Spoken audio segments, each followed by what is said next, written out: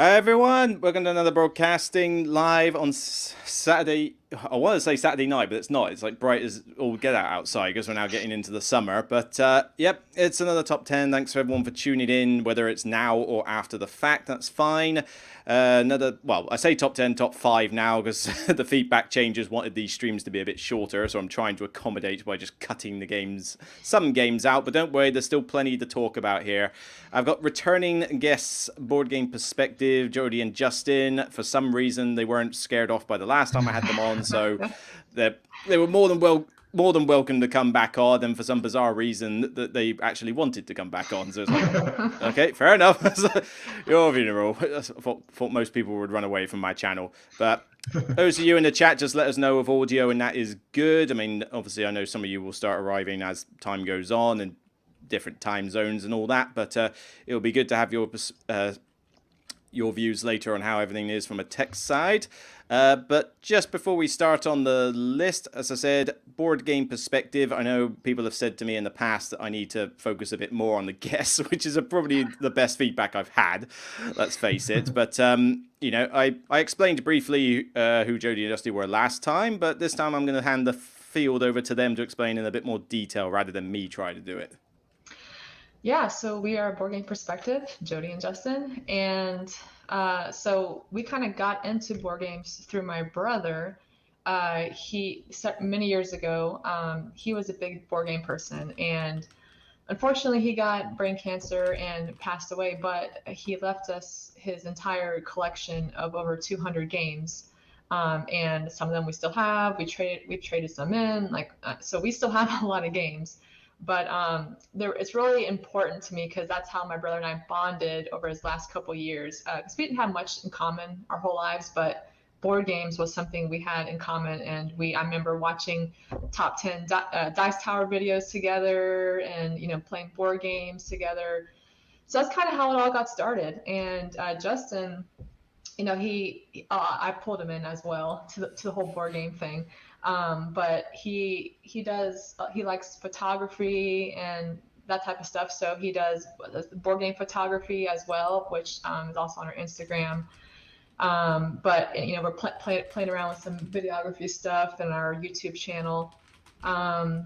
Yeah, so we just enjoy board games and the pretty components, and just enjoy talking about them and showing them off. Anything else to add? No, that's pretty much it. It was one of those things where, we have this collection of games, and we're like, let's show it off in a cool way. And I started taking some photos of stuff, and we made an Instagram page, and we decided, let's do a YouTube channel too, and see if we can do some little cinematic sequences and things like that on the channel as well. That's something that I really enjoy. I really love kind of the creative side of this whole process. And it's been a lot of fun for us. We've been doing it for about a year now, and we're excited to see it grow, and it's been a real joy to do this. Yeah, for sure. It's been a lot of fun. A lot of cool people in the board gaming community. Especially on Instagram, I must admit, I still have a lot to learn on that side of things, but it's getting there. It's getting there. Only just pipped 1,000, so it's, followers, which is taking a sweet time to do. But there's some good people chatting on there. But yeah, you can't say no with half of these pictures. I mean, it's had this. You don't often have a timer on your camera, do you? Like Justin doesn't get the chance to switch the 5-second timer and then get into shot. It's like it's always Jodi. It's like we do it every now and then, but for the most part, I'm just gonna take the shot, and she's gonna be the face of the whole thing. The face of the channel. Well, Jodi and the cat. Yes, Exactly. yes. Exactly. We have one sitting right here, staring us Just down. staring She at might us. walk across any minute. That's it. So the cat needs to be the mascot, the official mascot of the channel. Over that, I noticed that you finally bought viticulture. Woo. Yes, finally did. That was a cool store in the Orlando area. If anyone's ever there, it's Sci-Fi City. It's pretty cool. Lots of games. Lots of them. All right, well, as I say, we got top 10. I'm sorry, I can't say top 10. It's impossible to switch between my solo top 10s and top 5, as there's going to be a feature now. But thanks everyone in the chat who's turned up so far. David Jackson, Lewis, JB Lewis, Slayers, and Jonathan, all commenting on all how good the photography looks. Yep, not a surprise. It really does actually look good. So credit where it's due. Apparently, one day, God knows when it will happen, I'll be able to get to the States for a convention. It's just so, it's not even so much the money anymore, actually. I reckon if I saved up enough, I could afford to come to the US for a convention. It's the time off work that's the issue, because it's not just, if I go to a convention here, it might take up a couple of days off the week, or it might be a 3-day weekend. I might even skip the Friday or just go on Friday night, and that's fine. It doesn't require much time off work. If I come to the States, I can't even just come for a week. I've got to sit on a plane for 8-9 hours or however long it takes to get across the Atlantic. I'm not coming over for just 5 days or something. I'm coming over for a fortnight, and that's a fortnight off work. It's just like hard to get that, but at some point I have to. And with a retreat, Gen Con, Origins, PAX, I don't know, but one of these days I've got to try and find a way. We can only hope. And Dave, I know you prefer a top 10, but stop the stream taking 2.5 hours. Some things have to be made. Although you're gonna get 15 technically this time, because Josie and Justin have prepared a list each. So it is top 5, but it's top 5 from 3 different perspectives, no pun intended. So you're going to get plenty of games, and then there's a couple of honorable mentions, and then of course I'll tell the chat to give me your picks later on. So in fact, Lewis is already mentioning it. It was the same format as last time: top 5 mentions, audience participation, because that's that's half the reason for making it live, so you lot can come here. But yeah, top 5 anticipated games. Everybody's doing this list at the moment. In fact, literally, Jodi and Justin picked this idea a good couple of weeks ago, and since then I've seen Board Game Co do this. I've seen Brothers Murph do this. I've seen several other channels suddenly put out games we're expecting greatness from, and it's like, okay, who stole our idea? Because it's I think the timing's a little bit coincidental there, but ours will be better. That's what I think. But this is top 5 anticipated games. This is not just top 5 from 2021. It is also not just top 5 from Kickstarter. Granted, most of mine are Kickstarter, but that's just what I'm doing at the moment. Not all of them though. Whereas in your case, you've done something different, right? How was it you did your individual list? So we probably have a mixture of as well of some Kickstarters, some 2021 games, some games that have been out for a few years that we just haven't been able to play yet. That's anticipated by us, Yeah. So a good mixture. Oh, so you do actually have, because you don't tend to do Kickstarter as much. Even I've started to cool down on it a bit lately. Well, we'll see.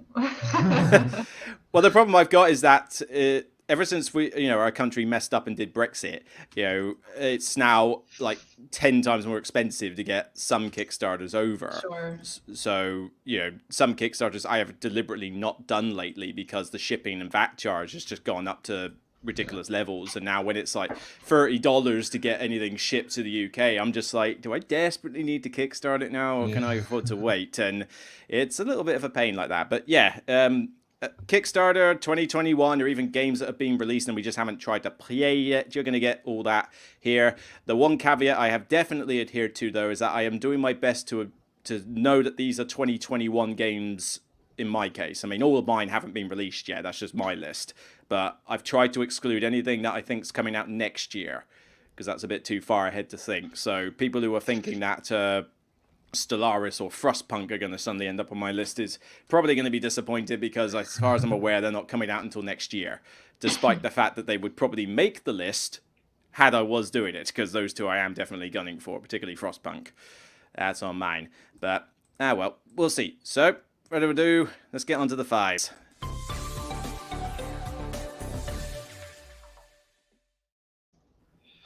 All right, Norm, how do you want to do it? Which one of you wants to go first?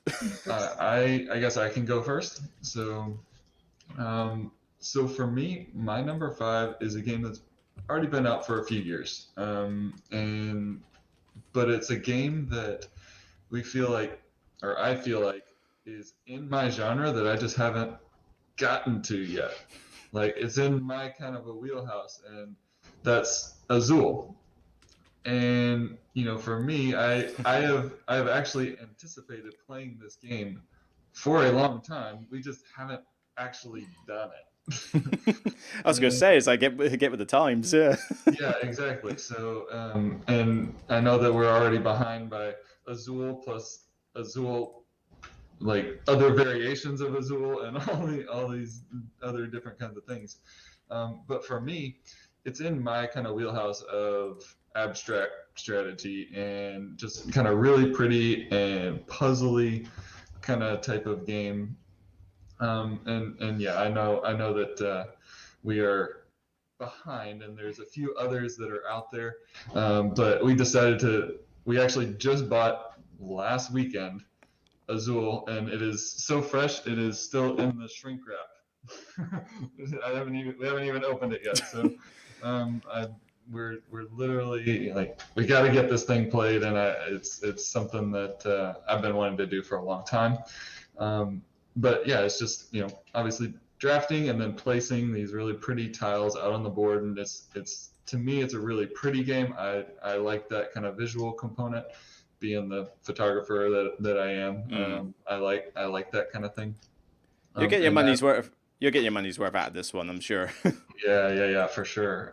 So I'm super excited about this game. I know this is probably not what other people were expecting on this list, but No, I didn't. I thought you would have played this by now because I know you're a bit of an abstract fan. You would think this is like his genre. Yeah. Abstract. So, but hey, we're going to be playing it soon. So. Yep. Yeah, because you've definitely got a few abstracts on your favorite games. I did actually try to do a reaction video to yours, I think, before, but I got the audio messed up and I just gave up in the end. But but I did like watch all of them. It's just like, yeah, you like a lot of abstracts, which is good. Yes. So do I. I just don't get to play the 2-player ones very often, which is the problem.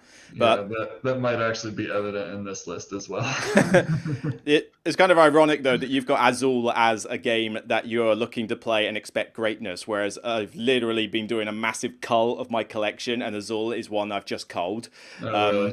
Not because I don't like the game, but every cafe I know has it. But I recently got Mandala Stones, and I had to think, right, I've got Reef, Mandala Stones, and Azul. Which one do I like the least out of the three? And this is still like the worst out of a good bunch. It's not exactly a bad thing on Azul at all, but it's just like, I thought, I like Reef, I like Mandala, Azul had to be the one. But let's face it, if I want to play it, I'll just go to my cafe and play it, because every game cafe worth their salt has got it.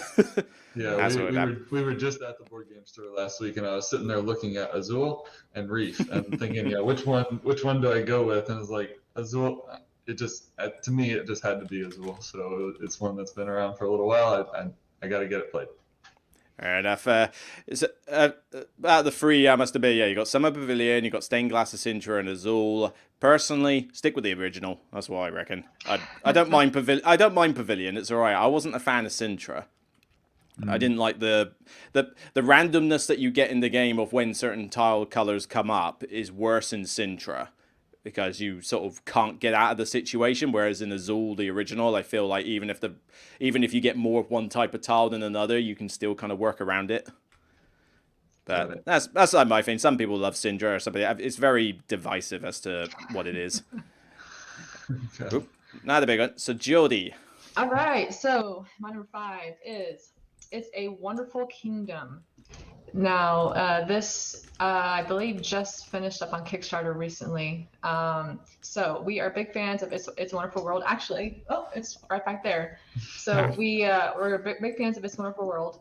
So the Kingdom version is a new standalone game. Well, obviously not out yet since it's on Kickstarter, but it's a 2-player version. So, you're probably not going to be as into it, but we play a lot of 2-player games. So we're excited to try the 2-player version. And there's new modules. There's also this conquest board.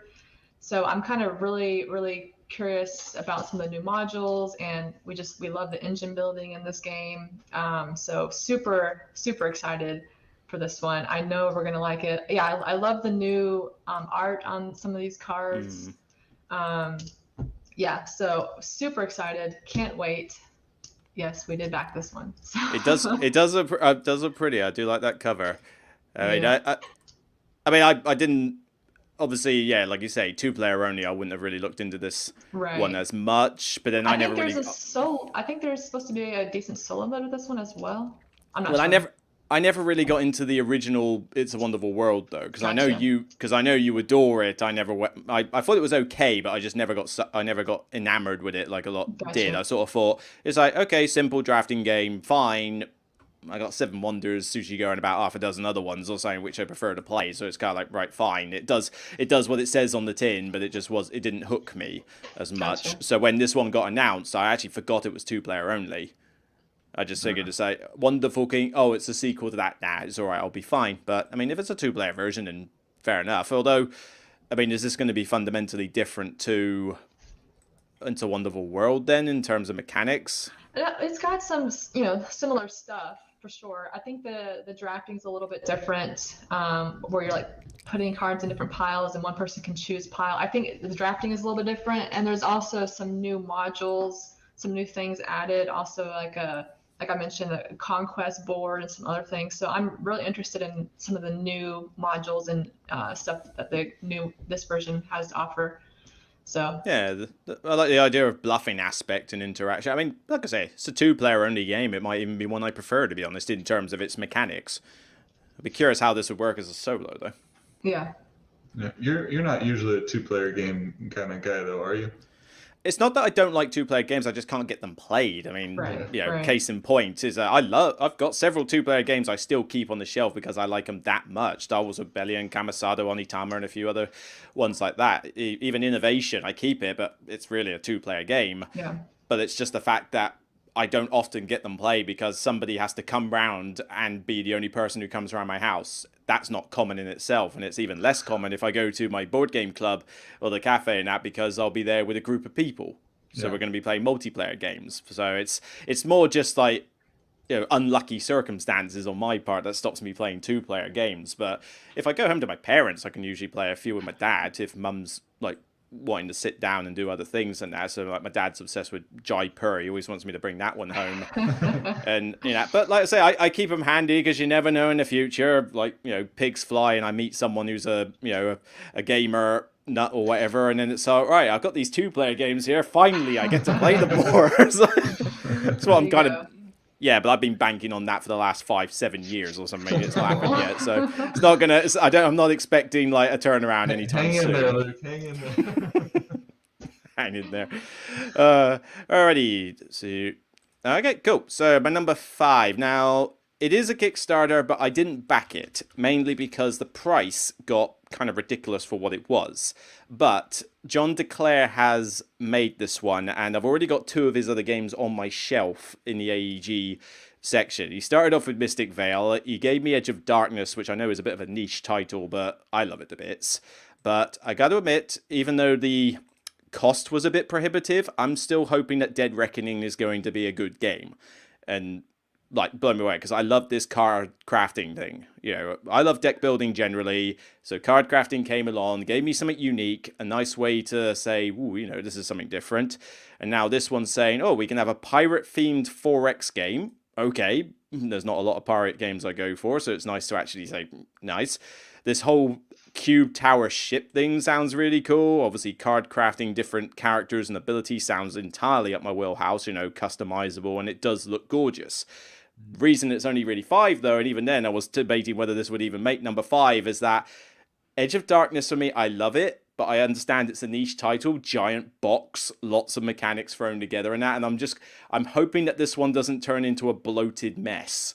Like, here's all this stuff like crammed into this box. It's like, no, give me a nice streamlined experience, but you can give me all the variety in the world with all these card decks and that. So I'm kind of fingers crossed, but the Kickstarter was definitely a bit prohibitive. I definitely was eyeing this one for sure. I mean, I just have a good track record with John DeClaire games and AEG games. It just seems like everything that's coming out by John DeClaire, I just seem to really like. So, like, I'm definitely interested in this one for sure. Yeah, because I mean, I haven't got it for the collection, but I'm tempted is to get Space Base, and that's I forgot John did that one. Yeah. But that's one I enjoy. Is just that every time I've played it so far, it's been like maxed out player count, and I hate it at the max player count because it's just too long. But I know the game's good, so I kind of want to get it myself and then say, right, we're not playing this with more than 3 players ever again or something. It's just like because Well, at least there's no downtime in that game. You're always having to pay attention to what other people are doing, though. You'd be surprised how much downtime you can get in with some people I play with. Trust me on that. It's like you've rolled your dice. I've done my thing, and then when it comes to choosing a card, it's like, seriously, guys, will you hurry up and pick a card? It's like it can happen. 5 players, I'm a little hesitant about. 4, I'm fine with. But nah, as I say, this system has a good track record. Please don't mess it up. So I'm hoping, It'd be nice to actually have a pirate game in my collection, because as far as I'm aware, I don't think I have one. Not to my knowledge. I think every other game that's been themed around pirates, I've not necessarily gone for. They've not been keepers. Not sure why that is, but I guess maybe pirates aren't my favorite theme in first. I mean, I have to admit, when it first got announced, I thought, oh, can it be something else? But then I thought, well, at least it's not Vikings. So it made a change. Vikings, although I don't know, we'll get to that a bit later, I think. So, yep, all right, number 4s.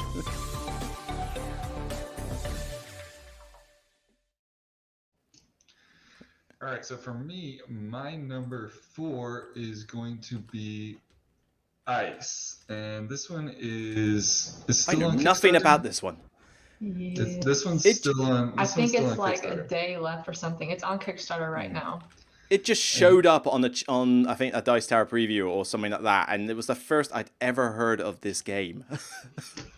So yeah, we're kind of checking it out because it's unique. It's different because you take your kind of hex board or whatever, and now you've got layers to it, and it's really cool because the idea is that you're actually digging through ice to find artifacts.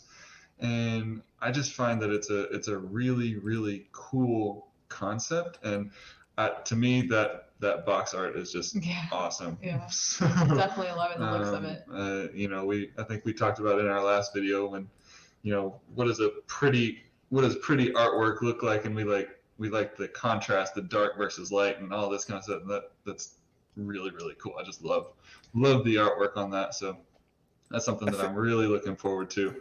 But again, the idea is that, there's artifacts that have been stuck in the ice for generations, and you are basically trying to peel back the layers, cut away the layers. You're archaeologists or excavators or whatever it is.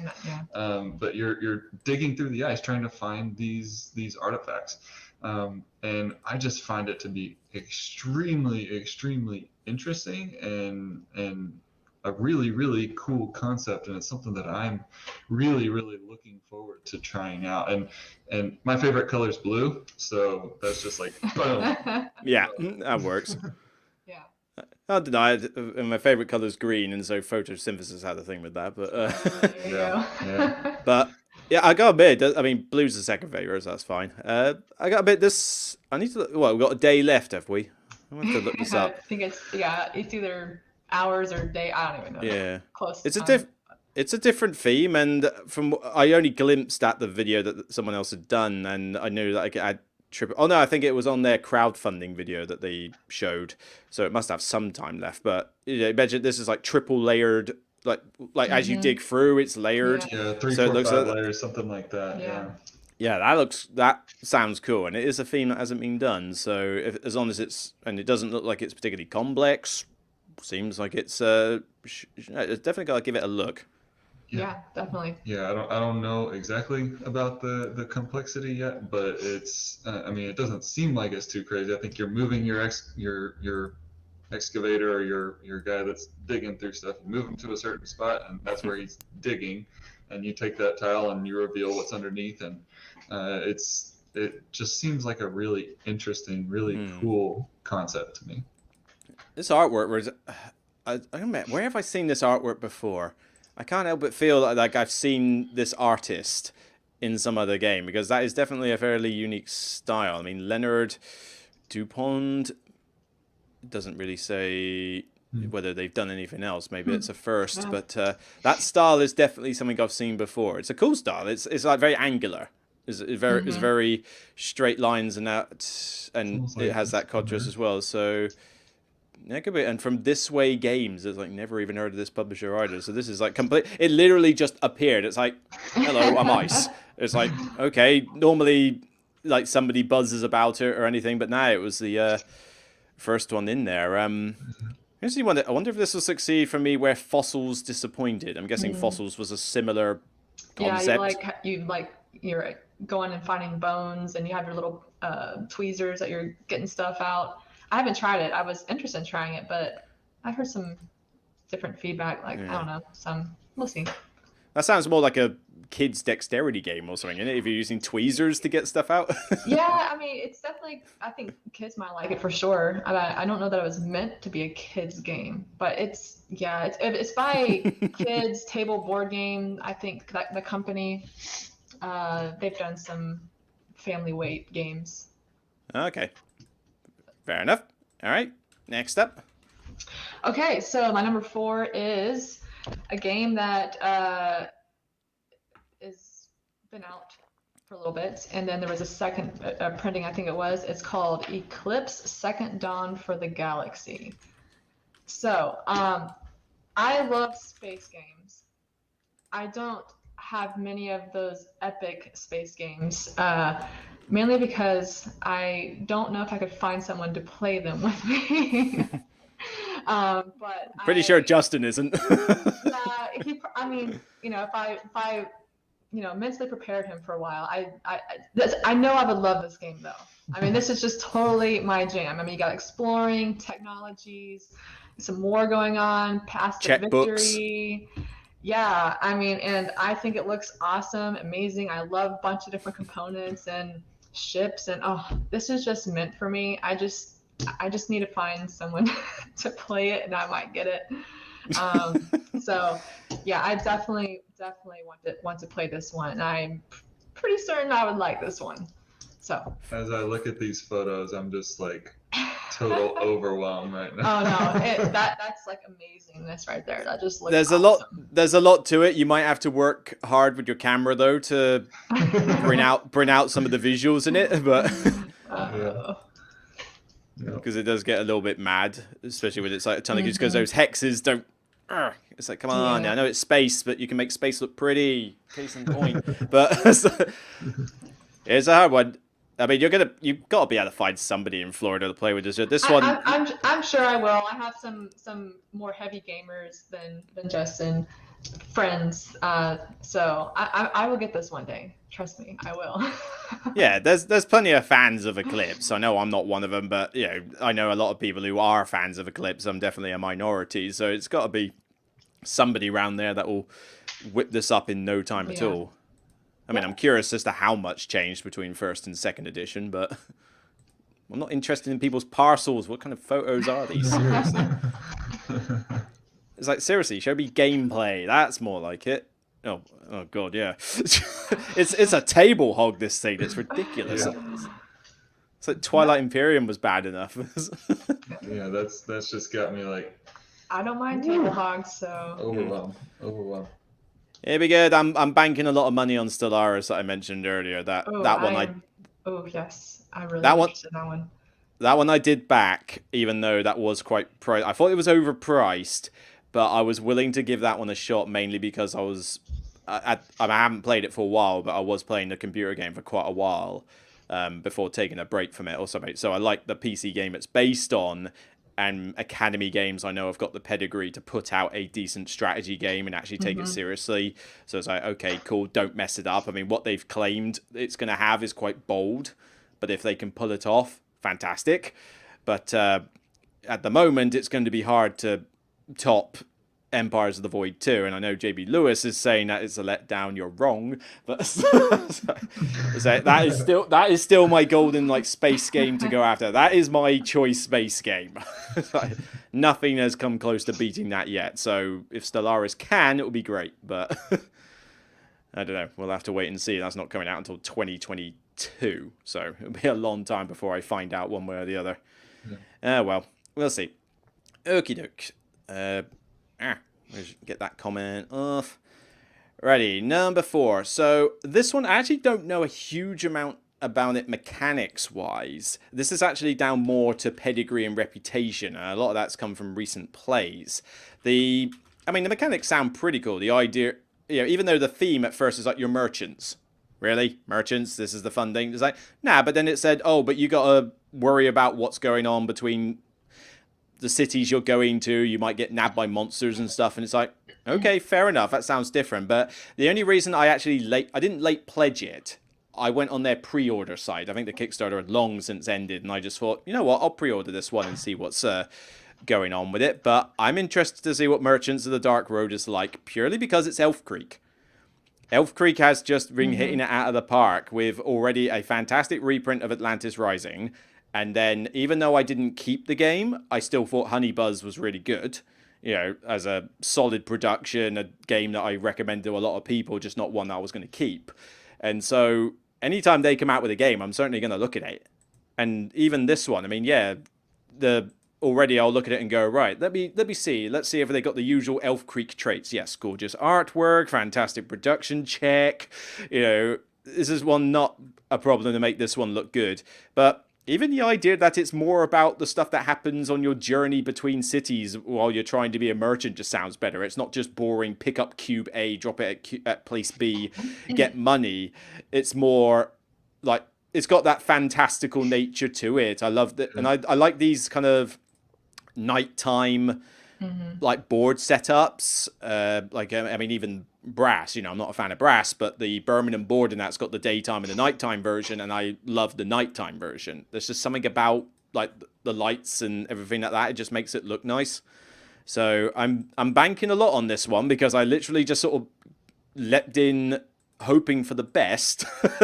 But it's Elf Creek, and they've yet to put out anything I would consider even remotely bad, or even average, to be honest. Everything they put out is usually a solid hit. Looks cool. Yeah, it definitely looks like, that artwork, again, we talk about the dark versus light and the contrast, and that artwork is, to me, fantastic. So that looks really, really cool. Yeah, like I say, nothing from Elf Creek's ever going to look bad at the rate they're going. And it's not like you got to pay like $200 for the deluxe edition in order to get a lot of the stuff. You can buy. I don't have the deluxe Atlantis Rising game, and I didn't have the deluxe Honey Buzz one either. I just got the retail versions. I've still got Atlantis Rising. I did get the playmat eventually, but I'm just a sucker for playmats. But I didn't buy deluxe of either, and frankly, you wouldn't be able to know you hadn't. It's like the deluxe editions are kind of like just, what's the word I'm looking for? Not overproduced. It's a win more situation. You've already got like a gorgeous looking game. Getting the deluxe is kind of like whatever if you really want to bring it to ridiculous lengths. You don't have you. It's one of those times where you can actually say, you know what, I'm actually happy getting retail. And when it comes to Kickstarter, it's not on there. Is it the same artist as Everdell? Good question. Yes, it is, actually. Yeah. Oh, there you go. Mission. Oh, he did Mission Red Planet. Okay, fair enough. And he did my revised Citadels. Fair enough. All right, you get an extra point, merchants. Everdell is gorgeous. I know we all nat, and we better get off Everdell quick before Jodi goes on a mission.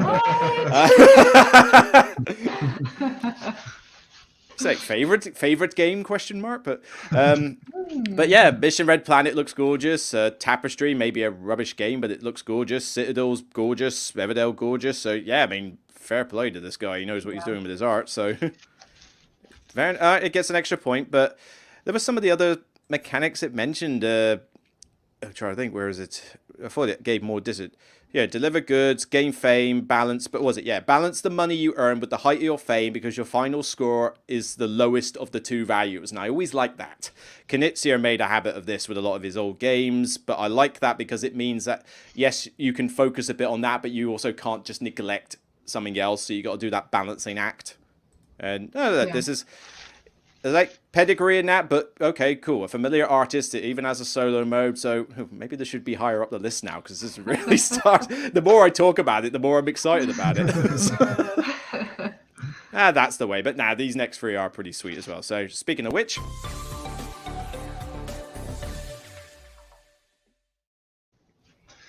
All right, so for me, getting into my top three here, my number three is, and I know it's been out for a little bit, but is War Chest, and it is. You got it. Yes, I I. got I it. see. I got it. But I don't know for how much longer, but I've got it. Yeah. Uh-oh. Okay. Okay. Oh no, no, not a bleat on the game. I still think it's one of the best abstract games you can get. It's just Yeah. that Yes. two-player game problem again. Of course. Yeah. Yeah. Yeah. Well, I mean, again, abstract game in my wheelhouse. Just kind of love that, and uh, War Chest. If for people that don't know, you're trying to gain control over the board, and you'll know better than me exactly how it's played. I'm really interested in it, and the components are really cool as well. Looking at these poker chip type pieces.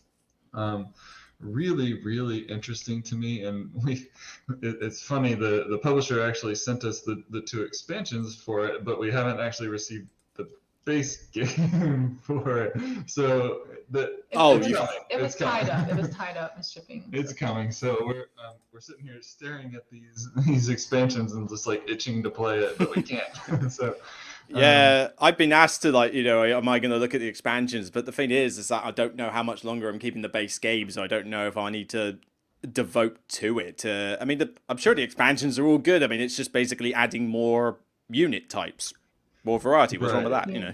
Yeah, more variety to it, which is cool. And for me, one of my top games of all time is Onitama, and it's got kind of that similar feel with the cards that have tell you how the pieces move and stuff like Yeah. that. So that's something that really excites me, because Onitama was, I think, my number 4 or 5 or something like that of all It time. was in your So 10, yeah. I was yeah, shocked to see so that, but yeah. I love that type of game, and obviously this is a pretty well known, and a lot of people really like this game, especially abstract people, or abstract people that like abstract games. So I'm super excited to try it, and You'll love it. we're just waiting for it to come in at this point. I've no doubt you'll like this one. I'd say I do still really like this one, and I know you can play this 2v2, and that's kind of I think it's better as a 2-player as opposed to a 2v2. But the last time I played it 2v2, again, I found like the worst people to play it with. Not just from an AP perspective, but I remember playing it with somebody at my club who moaned consistently just because he kept claiming he made stupid mistakes with positioning and that. It got taken advantage of, and all he did was kept moaning and moaning about how the game was broke since then. It's like, no, it's not broken because you're an idiot. It's like, there's, but I like the bag building is great. Yes, there's a luck element to what pips you draw, but both sides have got that. But the rules are straightforward. The cards tell you what you want to do, and it is very tense. It is a nightmare trying to figure out what you're supposed to do with the tactics bit. I don't think I'm particularly good at the game. It's just that thing of, I'd rather play this one-on-one. How often am I going to get it to the table? That's the thing that's worrying about it on my shelf. I mean, if I lived in Florida, I'd just give you this. It'd be a lot easier. Yeah, that type of game is what I really like. It's got simple rules, but it does have, like you said, it's got that tension to it. For me, chess, Onitama, those types of games, I just love that kind of tension where, if you make one wrong move, you could mess yourself up for the rest of the game. So it's really interesting and kind of thinky to me. So I really enjoy that. It's definitely thinky. Yeah, it's not. You can't autopilot this, because if you do, you'll lose. Frankly. Yeah. Yeah. And unlike the person I know, it's like you can't make stupid mistakes with it because you'll lose. But hopefully, people will take their defeats with a bit more dignity than he did. So that's what I'm thinking. Right. Oh, hello.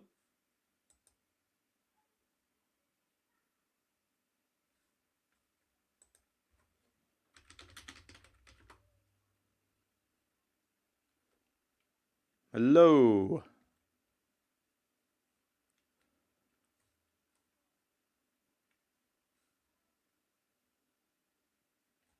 Right, not detected anything from their side. People in the chat, can you just let me know if this is still going on your side? I'm a little bit concerned because I can't hear any noise from their perspective. So okay, so we're still live and that. Yeah, don't worry. We'll get. We'll sort. All right. I think they just had some. All right, they've had some tech issues. Don't worry, everybody. We'll get back. I'm sure they'll get back. I'll see them appear and we'll get them back on there. So I think they've had some internet DC issue, but we'll sort it out. In that case, then, well, in that case, what I'll do, so while I wait for them, is that we'll skip Jodi for the moment, and I'll go on my number 3, just so that we can keep things. Oh wait, oh no, come back. I thought just shut off. that. That's right. I thought the entire stream had collapsed. Still, so I thought, oh god, was that my internet? But nah, everyone's confirmed. It was, like I say, you were frozen for a bit. You're back. That's cool. So I didn't get a chance to skip yours. So you're totally welcome to start with your 3 now. Okay, so my number 3 is a game that has been around for a few years, maybe. It is Anachrony. So, I know I'm going to love this game. I just have yet to get it. And I don't know why, I just really like, post-disaster settings. I just really enjoy those themes, and even in movies. Time travel, worker placement, it looks cool. I cannot wait to get this game and play it because I know I will love it. It's a 10 out of 10 for me. Yeah, you gotta love this game. I know I will. It's just a matter of getting it and then playing it. I can't wait because one day I will get this game. When the budget allows, it's going to be added to our collection. It's thank you about it, board games. We'll see you later. Yeah, it's a mammoth. It's a table hog, and certainly if you can get those mechs, it's a big beast. Although, yeah, beast is an understatement because I don't know if I can get the camera down there, whether it can see. No, the microphone's not on there. I'm in there. I see it. Yeah. The ridiculous sized like Anachrony big box or so, which has like the Fractures of Time in it from the Kickstarter or so. It was a bit of an expense, and I certainly don't. I mean, per my video I did on the expansion, don't feel that you've got to get it from the get go because you're going to have enough to learn as it is. But it's I love lots of stuff and lots of I'm sure I will probably get the expansion. I cannot wait. I know I'll love this game. It's just that I like every Euros when they've got a good theme to go with them. That's the deal, and this one does have a good dollop of that. I mean, the setting makes sense. Yes, you're getting you've got what do you call it? Trying to think. The impending disaster that you're prepping for, and by the end of the game it happens, and then you've got to react to it. And the time travel bit, which is basically just saying that all debt is time travel, which is the most mind-blowing thing I've ever heard. But it's like all debt is simply you going to the bank and borrowing money from yourself in the future. It's like, that's just weird. It's like that is Black Mirror like levels of head screwage. It's like, I can't believe it. But then all these lots of different paths, lots of different ways to play it, different victory paths, all the buildings. Throw the expansion in, it gets even more complicated. This is just a great game. It just doesn't. It can only hit the table so often just because of how big of a beast it is. Because I don't want to teach it too often. But there's some people I've played it with who have either got it or they've played it a few times, so we can knock out some pretty solid games. And even the solo mode's pretty sweet in it as well. The Chronobot. Yeah, I'm excited for it. So, not one I see Justin playing often. But no. Yeah, we obviously have way different tastes. He likes light, abstract games. I mean, I like those too, but I love, big, crunchy games. I don't mind table hogs. I like too many games. That's part of my problem. Yeah, I think we're establishing that quite well. Yeah. All right, my number 3. Now, earlier on, I almost mentioned when I was saying about pirates, I said that, Vikings, getting a bit bored with them. But then technically, I forgot about this game. It's not Vikings, as far as I'm aware. It's more if you imagine like Vikings is the whole boring, here's a bunch of people, they go pillage and stuff, that's fine. Raiders of the North Sea levels. This is more the mythological side of it. And after playing Tainted Grail, I'm kind of interested in a lot of this dark, gritty myth side. And so the Mythic Games Hell the Last Saga, which I think it's set as mythological Viking stuff. or it's Norse mythology. It's definitely up in that area. And I sort of thought to myself, it's been a while since I've looked up how this game was doing. And then when I did research for this list, it's like, oh, actually, yeah, I'm kind of cool seeing how this goes. I mean, it's got delayed till the end of this year, so they can refine bits on it. Whether it will get delayed to 2022 is another thing. But I did get to try it out briefly at UK Games Expo when Mythic Games had like some sort of press deal that we got to see some of their stuff in action. And I love these story-driven narrative games, but I will admit they are hit and miss in terms of whether they work or not. Destiny's was a bit of a dud for me recently, and Effa Fields was also a dud because of the complexity of it. But when something like Tainted Grail or a couple of other story-driven ones, or like Ryan Lockett stuff comes along, it's like, oh, sweet, I'm always up for it. And this one is again standard sort of like, okay, here's a story arc, you can replay some missions and that, but I'm trying to find, it's mainly going through miniatures. I'm trying to find more of the actual map in that. I mean, obviously it's going to have ridiculously good looking miniatures, but I think this one's emphasizing more the survival of like, okay, you're in the middle of effectively a frozen wasteland area, as well as trying to defeat monsters or get on with other colonies. You're also just trying to not starve to death or freeze to death. And as I say, with some of these miniatures, I think there's just going to be some really cool stuff from a story perspective. Again, banking on it, but Mythic Games are usually pretty good with their immersion, their theme. They're usually pretty strong on that front. And obviously with Sam Healey there now, it's probably going to really emphasize that front because that's essentially what he loves. And even just looking at some of this imagery, I mean, it's dark, gritty as all get out, and I just think this is going to give me a nice alternative to Tainted Grail. Yeah, I mean, this one is definitely probably one we'll pass on, but I mean... Yeah, I was going to say, I'm not seeing Justin play it, and I'm not seeing you look at it personally. Yeah, it's not quite, anything that's, like I saw a little description, like a horror game.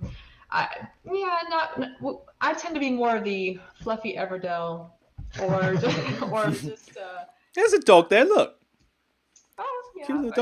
I can appreciate the details in the miniatures and all that kind of stuff and the artwork, but yeah, it's probably not one we're gonna go for. But when you look at some of the pictures of some of the like monsters or something that came up earlier, sorry, you were probably thinking, what on earth is that thing? Because there are a few around where it's just like I mean, I look at some of these, and obviously mine are never going to be painted or anything like that, but I just want to know what these creatures are and their backstories, because there is just some weird stuff. And I think because there's a group of friends of mine on Sunday evenings, we play Valheim as a group, a little sort of indie early access Steam game on the PC, and it's basically, I mean, if you don't know it, it's just like survival Viking setting in a sense. You come across some creatures, you got to build your village, go gather food and that sort of thing, but you come across some of the bosses and creatures you come across are a bit like this, like sort of weird, fantastical stuff. And I think that sort of thing is just kind of now resonating with me a bit more. Like, I don't want just, oh, I'm a Viking, I'll go pillage village, that sort of thing. It's like, I'm bored with that now. Now I want to get into the more mythological side where you can go, now let's have some dark, gritty creature stuff that you've not seen before. But come on, Sam Healey, you're there. Do your job. Make this game. I mean, the fact they delayed it is not the biggest problem, to be honest, considering there's enough games I've got to get played. But but if they're going to delay it because they're going to refine it, then go with it. Was it Akabuki? Yeah, you're late to the party, but never mind. you're always at the party though. That's the thing. You never miss one of these. And music. Welcome to your first one, Luke. All right. So was this? I'm a Viking. I've come to take your land. Oh yes. What? Is this a song? I'm not sure. I feel like that, but again, the repetition. It seems like a song, yeah, for sure. Sounds like it's from some parody or something that I'm not aware of. I don't know, but all right, move on to twos.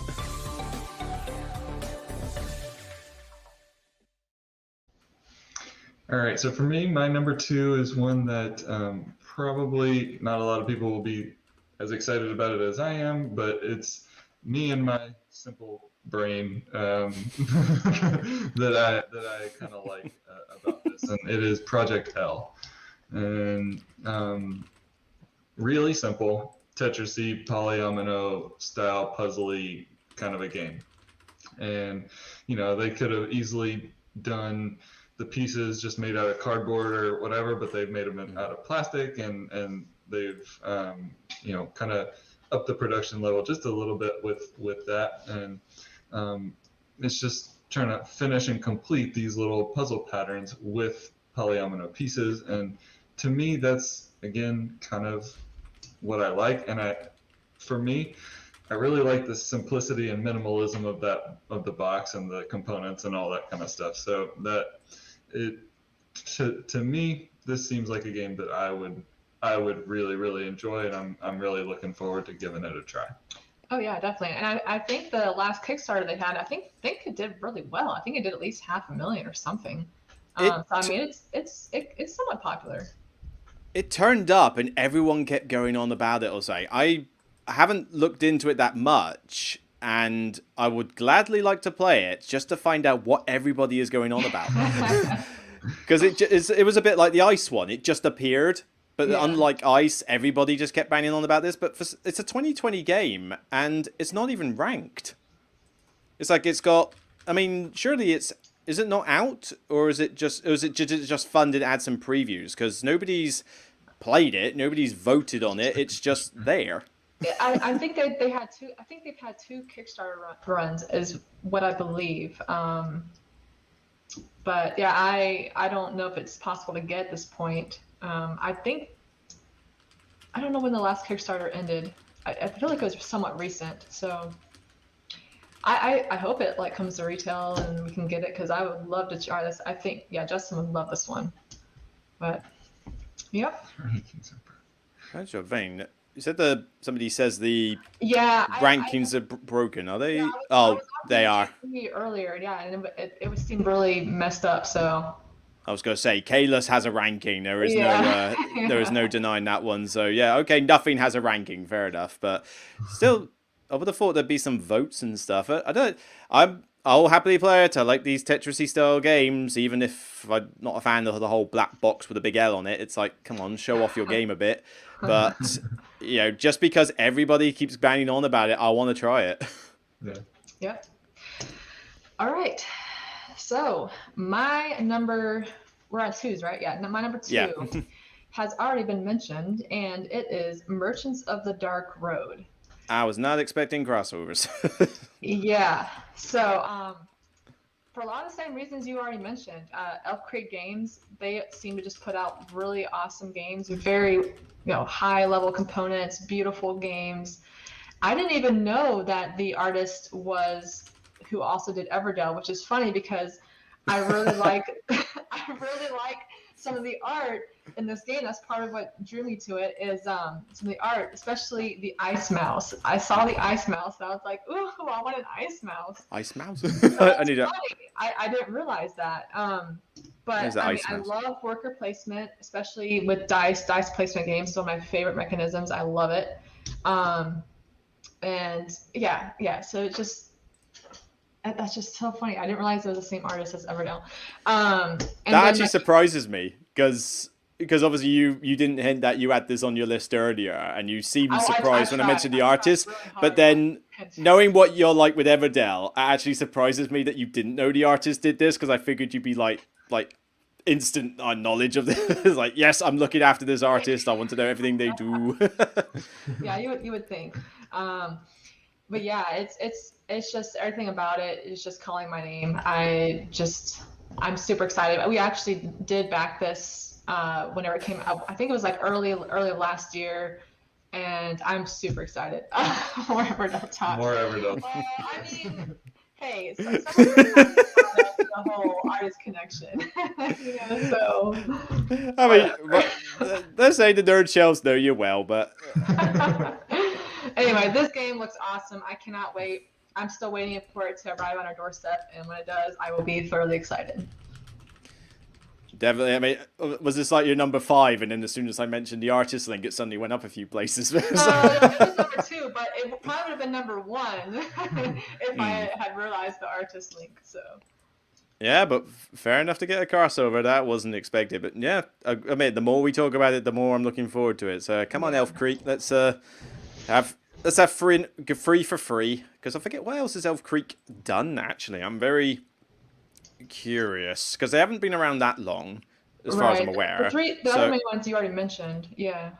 oh yeah, they've done this other one called End of the Trail.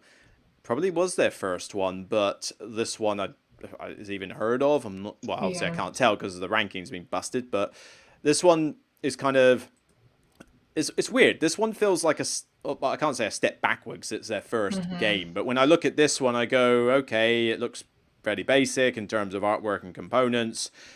You know, that's nothing Yeah. to look at there. So I'm curious as to whether people know End of the Trail and can sort of speak highly about it.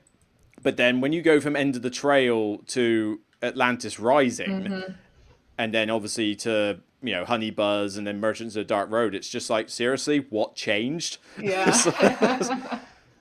Everything they're doing is just like ridiculously gorgeous, regardless of who they get. So, well, carry on this trend. It would be good to have free for free. I mean, like I say, Honey Buzz would have been in the collection. I'm just not desperate to keep a lot of economic games. But if somebody says they want to play it, I'll gladly will, because I still think it's really good. But Merchants, I think, will suit me more, I think, from a gameplay mechanics perspective. Obviously, I know the nerd shells will think Honey Buzz is their favourite. I think Honey Buzz is, I don't know, it's their Everdell, maybe. Gotcha. That's what it feels like. All right, my number twos. Yes, so this one I get, this one's more down to mechanics, although it does have a pretty good designer backing it. The mechanics sound pretty good as well. But the story behind this one was that I was originally thinking of bidding on the Sentinels, what was it called? Freedom 5, I think it was, the one that Arcane Wonders was doing. That big sort of grandiose re-implementation of Defenders of the Realm. And it got so expensive in the late part of the Kickstarter that I just thought, no, screw this, that's way too much. Like, it was already pretty pricey, and then they started putting in, oh, but you want expansions here and painted miniatures here, and it's just, oh god, it's another cool mini or not, isn't it? And so I backed out and withdrew my money from the pledge. I'll still try it when it comes out, but that's another story. I then thought, well, I've got the spare funds that I was going to do. I need something to back. At the same time, though, this one was on the go, and I instantly just thought, there you go. It's like take my money, I'll bank it on there, because I was hearing some good stuff about Endless Winter, and it does have a lot going for it. The same artist who does Raiders and Architects and a lot of Garphill game stuff is already a plus point, because I really like that artwork. The designers, we've got Stan Kudonski, I'm not sure if I pronounced that right, but I mean Dice Hospital, Lock Up, and a few other pretty good games. Then Johnny Pack, so Johnny Pack's had a pretty good track record, so it's got a good combination of people, but a lot of it comes down to the fact that it was such a good value Kickstarter. I mean, for the money I was going to spend on Freedom 5, it was like you could get everything for this, Right, including yeah. a lot of cool stuff. But I like the idea that it's got worker placement, love that. Deck building, love that. The fact that it's got multi-use cards, so tribe cards do this, culture cards do this, but if you save it to the end, you can do a simultaneous flip with others. It's like brilliant. Love multi-use cards. So you've already ticked a lot of boxes for me, and a bit like the Merchants of the Dark Road, the more I kind of look at it, the more I'm keen to see what it is like. And also, we've just had Ice, we've had Hell Last Saga, we've had this one. Is it now just a common theme that we're just going to go for frozen wastelands now? Well, I will say this actually was on my list, and I just bumped it off by It's a Wonderful Kingdom. So we would have had 2 crossovers. So, but yeah, it will be easy graphic design. I do like this artwork. Some people are a bit indifferent here, but I mean, I'm not saying it's like my favorite style, but it conveys the theme very well, and it's very colorful. yeah, it does look really cool. Minus there. So, yeah, I mean, I've got play mats, tiles, deluxe pieces coming Oh, nice. for it. So it was a bit of a gamble in the sense of, we'll go for it and see. But it's just, I think this one's more, I'm looking forward to it from a mechanical side of things. It looks like it's going to be thinky without being overly complex. So if this can give me a kind of Viscount's Architects of the West Kingdom similar complexity level, fairly thinky, but not overly long or 3 hours long or anything like that. And gives me a nice mid-weight euro. I think I'm probably going to be liking this. And to be fair, I'd be surprised if this isn't like high up on a lot of other people's lists. Not necessarily yours, but I mean, I think a lot of people in the chat would for sure, sort of mention that it's definitely on the radar as much as there.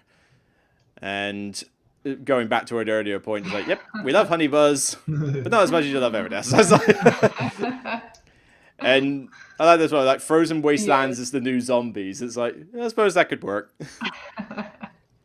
But I don't know, it's a theme we haven't tapped much, so you know what? I'm all up for a different theme. Yeah, definitely. We'll go with it. But yeah, I keep calling it Paleo Americans. It's technically Endless Winter. I mean, I hate it when these games have taglines. It's like just, I would have been happy with Endless Winter. I think that was a perfectly good title. But having the tag on Paleo Americans on the end, that seems utterly pointless. It's like, I don't need to know that. It's like, if you call it Endless Winter, I can get the gist of, oh, right, I get where the setting's going. Yeah, it's cold. That's pretty much all you need. All right, let's see for number ones.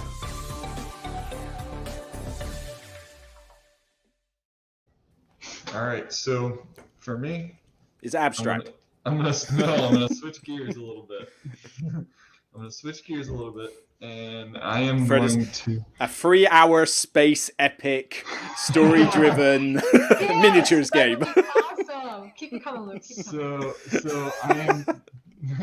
So one of my favorite games, and you may be surprised by this, but maybe not if you saw our top 40 videos and stuff like that. But one of my favorite games is actually Terraforming Mars. Mm-hmm. However, I hate how long it takes to play.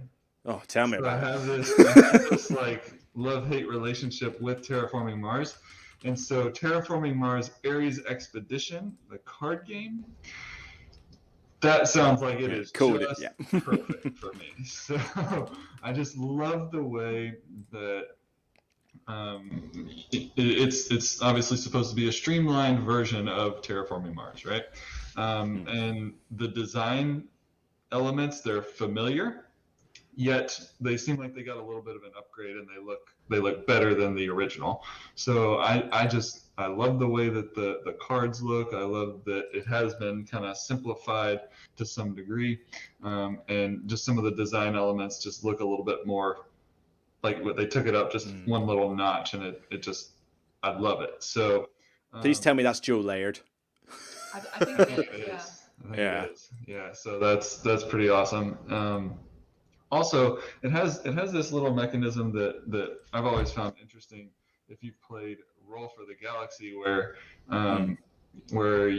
there's multiple different phases that you can choose, but it depends on if one person chooses that phase and another person chooses another phase, those are the only phases that you're going to use in that round. Right? Is that correct? Yeah, this is it. These are the 5 phases. Yeah, exactly. So, so that I've always kind of liked that about Roll for the Galaxy, and I think that's kind of cool how they put that into Terraforming Mars as well.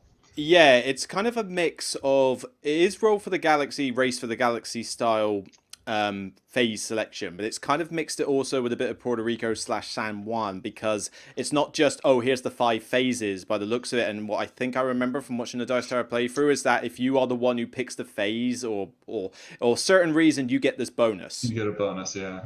So it's like each player can do this, but the active player or whoever chooses it gets this. I can't remember how the bonus is attributed, but I love it in San Juan, because that one's a case of, right, well, which one of these phases do I want? I'll take Builder. Everyone can build, but I get a discount. It's always a nice extra. And David's kind of summarized my feelings on this as well, actually, because I don't mind Terraforming Mars. I've warmed up to it now, but you've got to, as I mentioned with that expansion video I did, you have got to cap it at 3 players and give Prelude in there.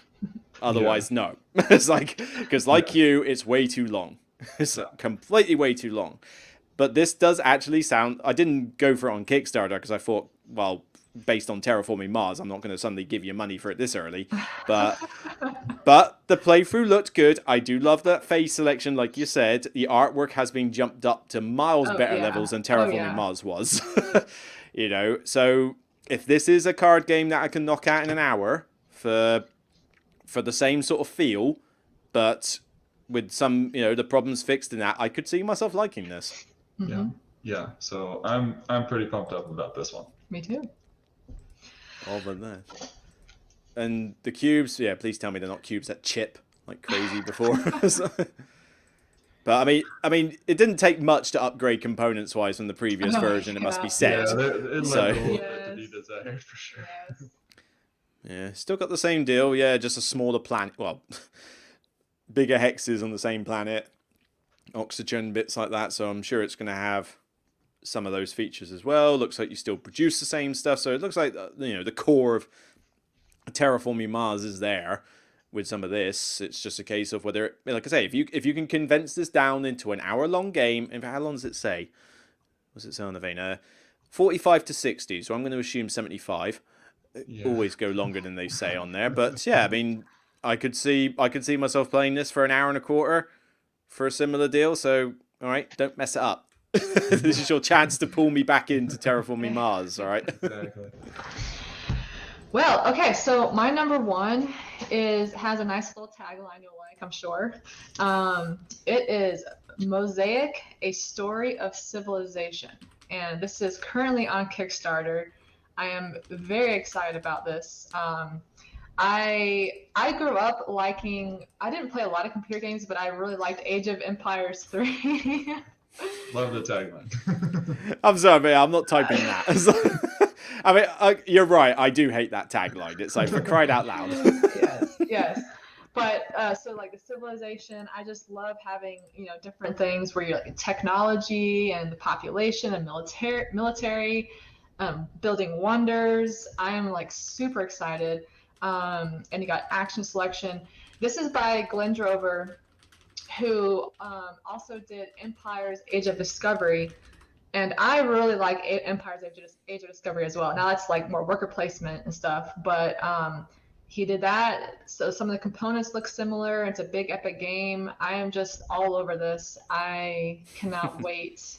Yes, this is definitely exciting for me. It has a big board, and you can upgrade your components to little plastic miniatures for your buildings and stuff, and everyone has units, and yes, I'm ready for this big sprawling game. I'm neutral on it so far. I want a Civilization game. That's big, and well, not stupidly big, but yeah, I'm all up for a Civilization game. The price of the project was fine until they threw in the plastic bits, and then suddenly it went a little bit mad.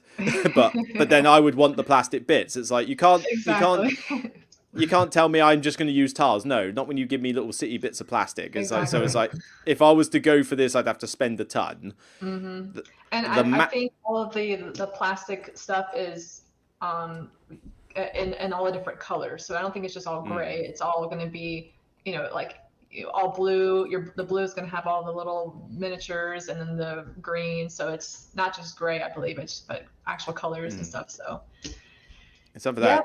This one we're probably gonna go in on because I'm like, oh my gosh, this is just screaming my name. So. Because it's only, I mean, I like these card bit. I don't like that board. That's the only thing. The map part of it. Mm-hmm. I like this card bit here. These all look really cool. If that's like the backing on a lot of the cards, and yeah, brilliant. That is giving me too much of a Concordia vibe, which worries me because that's not a game I want to be reminded of. But I have to admit, it's interesting. I'm definitely curious about it. I don't think I'm going to go as far as backing it, although it's still on. I don't think it's finished yet. No, it's still on there. It's still on, so maybe I might change my mind. I still have time to back it. That's why I know.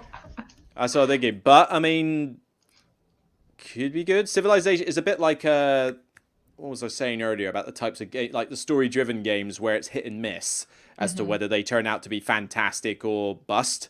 And Civilization's another one of those things. It's like you can either end up with a really good Civ game, or it can be a complete bust. But Glenn Drover's done this for a while. I mean, yeah, exactly, and that's why I'm probably gonna jump on this one, because I have, like I said, Empire's Age of Discovery that Glenn Drover did, and I really liked that one and how that worked out. So I have high hopes for this one. Yeah, I still haven't played that one actually. I think I had the deluxe edition at one point, but I couldn't get it played, so I think I passed it on to somebody who wanted it more at the time. But I still want to try that one. But nah, I mean, it sounds good from a mechanical set point. It's just, I'm like,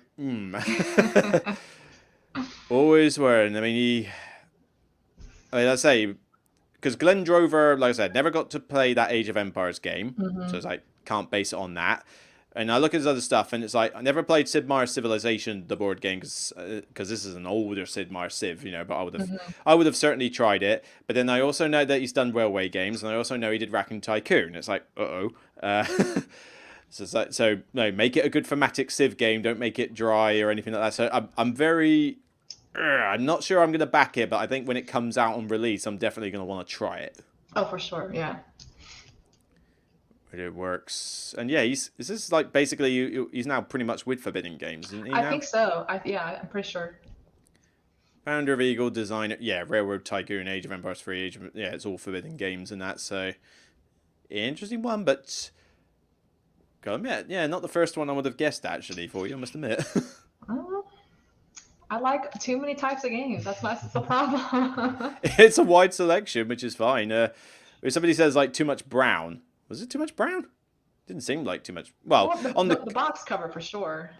Yeah, but I mean, if this is what the cards look like, I mean, there's plenty enough color on them. I mean, that's probably what drew me more interested to it before. It's like, okay, the board may not be something I particularly like, but I like the card artwork. Yeah. And the plastic pieces will be nice. So it's a case of, all right, fine. Definitely in two minds. Who knows? Stop talking about it now, though, because otherwise you're going to make me want to suddenly shell out cash. Yeah.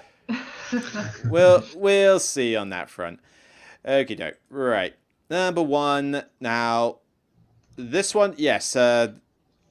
This one has shifted so much in my top 5, it's unbelievable. Because I was trying to make the list, and when I made my caveat of like, right, I know, let's start with Kickstarter only. Nope, need to try out the list, right? Let's try something different. Now I need to get rid of 2022, or that's just what wiped out those two. Now I've got to find replacements, and it was constantly things were shifting around my top 5. This is the one that stayed from the get-go, though. As in, thought of this one, it was just a case of whether it was going to be, my 1, 2, or 3 in that, and it's not even a Kickstarter. This is the thing, not everything has to be Kickstarter these days. But he's already made a ton of games I love, and love his artwork, love his universe that he's created. And this one has surprised me because as much as we've just had Sleeping Gods come out of a Kickstarter, he's got one coming out literally straight to retail called Now or Never. Oh, yeah. Supposedly a sequel to Near and Far, although it looks like it's going to be a more heavier thing considering the time limit it's gone there. So this looks like it's going to be quite big. There's like next to no information on this at all, though, in terms of imagery. But frankly, it's Ryan Lockett. Whatever he touches is going to be gold dust in terms of its imagery. That's not a thing there. But I mean, that's it. All we've got is a box cover. It's like nothing else in terms of imagery. So God knows when this is actually going to get released. So that's a little worry. But it's a lot of it is pedigree. It's Ryan Lockett. Any game that he puts out, I'm going to want to check out in this. It is definitely the third in the series. So we've had Above and Below, which was fine. Then we had Near and Far, which I've still got, and now we've got Now or Never. And what it's saying here, so choose asymmetrical character, rebuilding up a village, interact with other players, get specialists, always like, grab people with special abilities, combat creatures, rescue villages, and obviously his fantasy world is a good fun one. But again, you've got the storybook aspect, so in story mode, you read from a storybook when you explore, make choices and learn. And it doesn't have to be like the most intricate plot ever, but I do like that extra little bit of narrative thing there. So if this is going to be like the heavier version of Near and Far, because I still like Near and Far, but I'm all up for, especially as it says solo as well. Because Near and Far, I don't think you can solo, at least not without I don't know, maybe there's a fan mod for it or something, but I'm not a fan of fan mods. It's, as I say, this one, 2021, when I ain't got a clue. It's just like, nobody has a clue. It's like, nobody knows what it looks like or anything. For all I know, this will probably get pushed back till 2022, because he's only just released Sleeping Gods, and this is the guy who does his own, like, art, publishing, design, anything, and the guy's a machine. It's like, seriously, take a break at some point. But yeah, maybe the lack of information is one reason it is actually at my number 1, because it's kind of like the others I can look at, yeah, that sounds cool, or I'm not too curious about that, fine. This one's just like, it's the sequel to a game I love. It's like, what more do I want? It's and most haven't. But I can't remember. Have you got any Ryan Lockett games in your shelf? Can't remember if you No, have so many of those. actually, I haven't been intrigued by a lot of story-based games until recently. I do want to try Sleeping Gods. That's one I do want to try. I do absolutely love the art of all of his stuff. I mean, we have a game mat that's Ryan Lockett game mat, and that's awesome. So we'll definitely try. Actually, no, wait. We have one of his smaller games, I think. Like what is it, 8 Minute Empire or something. That's a very old one that Yeah, he did. really small one. I mean, I need to try one. I really want to try Sleeping Gods. I really do want to try that one. yeah, let's say Sleeping Gods is a cool one. I mean, I've played through the campaign once. I'll probably play through it once more, and then I'll kind of be done. But that's still a fair amount of time that it's got off me in that sense. Near and Far worked well with a bigger group, and obviously I can't talk enough praises about Empires of the Void too. So okay, I definitely gotta get Empires of the Void too. Or is that's the name of it, right? Empires of the Void. yeah. I definitely gotta get that one. Yeah, because I had the first edition, went mad for it, even though that was like the first I'd kind of heard of Red Raven games outside of 8 Minute Empire. And then when they said he was doing a second edition with the revised artwork, it's like bought. It's like, you don't even need to tell me what's in it. I'm buying it, and have never looked back. Is it flawless? No, but it's like the flaws are so minor for me. It's like I don't care. I just get a lot of thematic fun from it. And I was Billy, I'm a little bit jealous that you got to playtest this one. It's like non-narrative version, but you actually got to see what this game was like. I've heard nothing else about it. It's just simply that your name is on the cover, and it's a sequel to a game I love, and it's got this artwork. Sign me up. Yes. All right. Cool. So 5 for each. We're on an hour and 16. We got quarter of an hour left. Honorable mentions wise, well, I think I've already mentioned my honorable mentions. I already mentioned things like Frostpunk and Stellaris earlier that I'm obviously banning on those, but because they're not likely to come out until next year, I didn't want to put them on this. But I'd already mentioned like Stellaris, definitely keen on this one. I can't see you two going for this at all on the basis of its theme. It'll look good, but this is another one of those dark, gritty ones. And it's not like I want everything to be doom and gloom and death, but it's it's just they make for some very good stories, and they have been some very fun PC games. Because this War of Mine has still been one of my more thematic games. I like the PC game of that. I haven't played it in ages. I really ought to. And Frostpunk, tried it out. Haven't played it for a while just because of time, but got addicted to it. It's one of those things. I play games in phases on the PC. Some stick around for ages, like Deep Rock Galactic and a few others I play, but stuff like Frostbite and that, I'll go, right, let's just try this game out. Then I get hooked, then I lose many hours of sleep over it, and then eventually I complete it or get enough of it done that I'm like, I'm cool, and then as soon as I take a break, I don't revisit it because I can't find the time again. It's weird. But, if they can produce the same kind of theme, the tough choices of what you're going to do with, what you're going to do with the children. Are they going to go in a shelter? Are you going to put them to work? Are you going to turn the heat on? Are people going to survive? All these storybook choices. If they can replicate even a fraction of what the PC game is like, then this is a surefire hit. Just don't make it complex. Not too complex. Don't make it so that it's a grind or anything like that, but definitely looking forward to this one. I can't anticipate a Kickstarter more than this, but as I say, I was trying to keep my list to this year only. I will say I was intrigued by this one, believe it or not. I was looking at it for a little while, so you never know. There's no anthropomorphic animals in it, as far as I'm aware. But this is going back to that cold wasteland again. Frostpunk. It's cold, frozen wastelands now. Yeah. I must like that theme too. I do like that theme. There we go. What about you two? You got any others that didn't make the list? Well, okay. Since I couldn't really talk about Everdell again, I figured just why not in the shout out section just to say that Everdell Complete Collection. I mean, why not? So I'm waiting on it. We backed it, so. It fits the list. I mean, you are technically expecting greatness from this. Technically, I could kind of say a little something about it. But then, don't you already have the complete collection, bar the newest expansions? Oh yeah, I mean we have everything up to this point, but we don't have all this new stuff. So and So it's Mistwood so and I was going to say, so really it's more, what was it called? Was it called New Leaf? yeah, there was like Mistwood, New Leaf, and some You're more. other your lovely train game.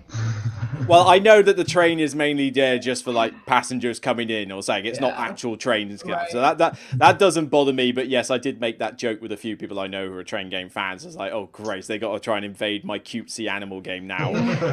To be honest, I was actually more because I mean I don't have Everdell and I don't think I ever will because it's like I know friends who have it. The cafe's got it. It's like if I want to get it played, I know exactly where to go to get it played.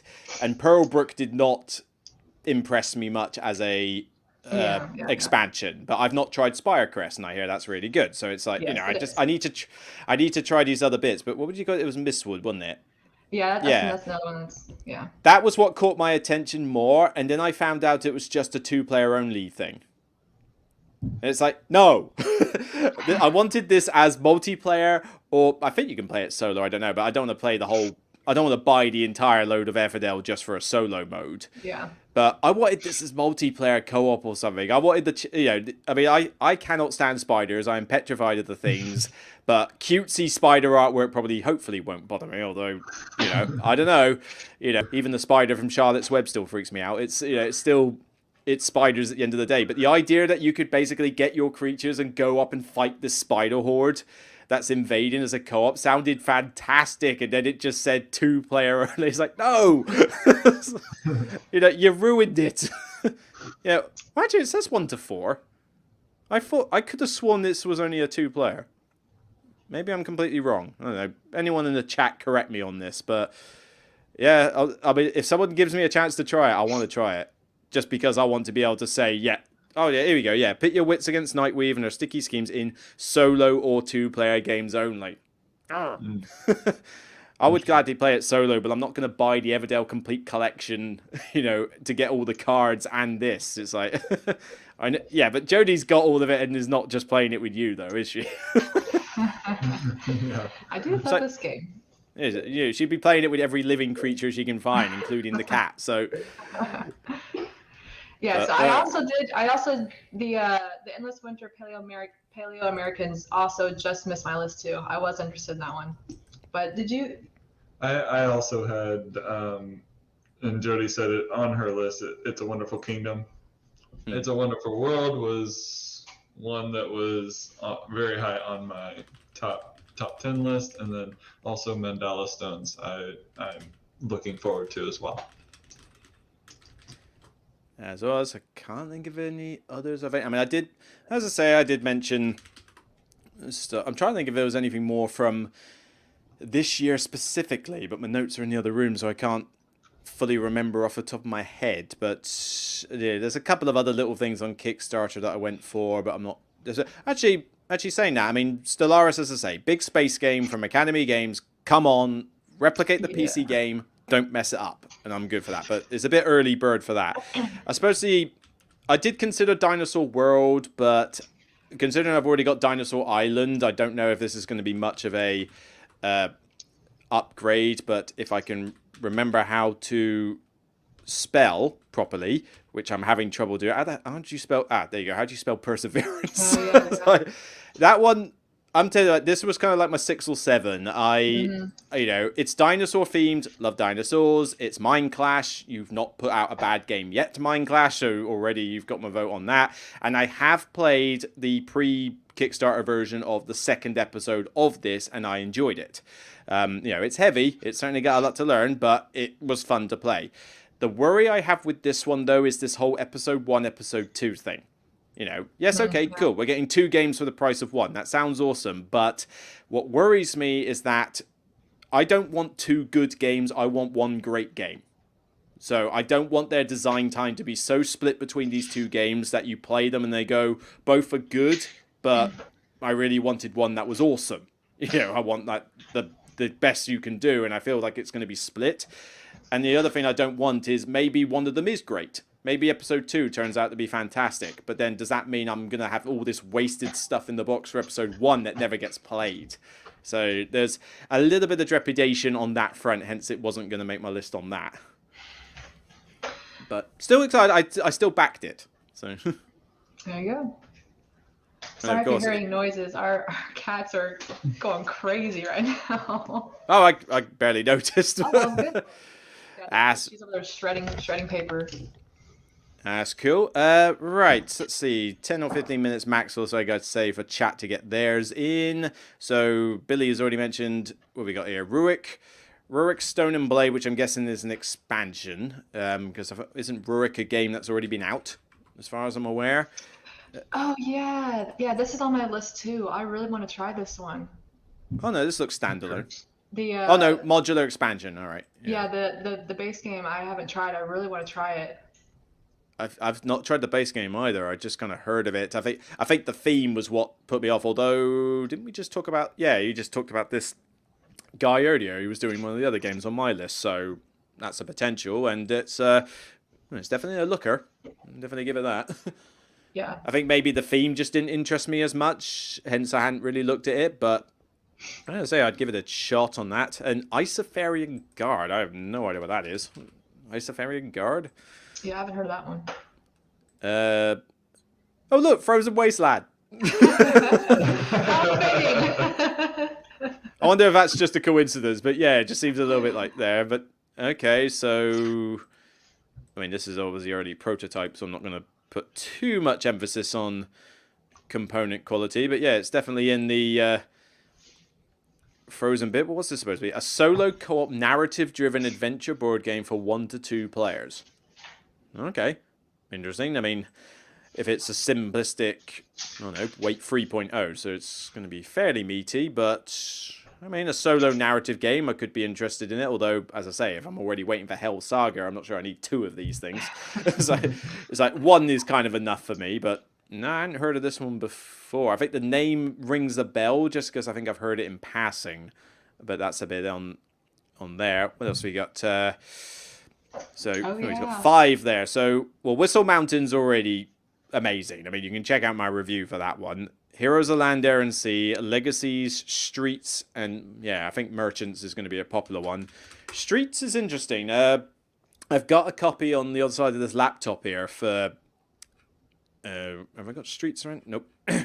Type it in, right? But Streets is basically a follow-up for... It's standalone, but it's the same people who did Villagers. Yeah, I like So- Villagers, so I definitely would like to try Streets for sure. I did try it, sort of prototype version. It had pretty much the same artwork and that, and I did enjoy it. I need to play it more to sort of gauge exactly, because we played it on Tabletopia or something, and it's like, I don't like to base initial exact thoughts based on the online versions, because they take miles longer than real life and that. And I know this can be a shorter game when everyone knows what they're doing and that. So I want to try it some more. I think I had some worries about the way the meeples worked, but I don't know if they've changed the rules since. But I mean, I've unboxed it. Still looks as pretty as this. Yeah, it's quite cool when you've got the buildings in, and it does have a solo mode. So yeah, I need to sit down with this, but I don't think we can review it officially until something like late June. So we got a bit of time. But nah, I mean, Villagers are still on the shelf for the time being, so Streets would be a good one there.